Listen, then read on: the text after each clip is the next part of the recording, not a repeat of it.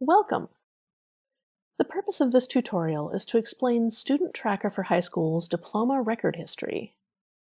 Diploma record history is a table that displays the number of diploma records, also known as graduated students, that the clearinghouse has stored for your institution based on your file submissions. These records are pulled for each effective date to go through the matching process and generate your StudentTracker for High School's reports. For district subscribers, the table has a row for every high school in your service agreement. You can access the diploma record history at any time from the clearinghouse's secure site.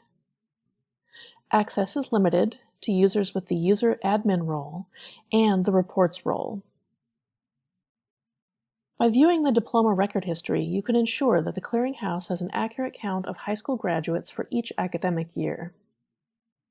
These counts will correspond to the academic years in the StudentTracker for High Schools reports.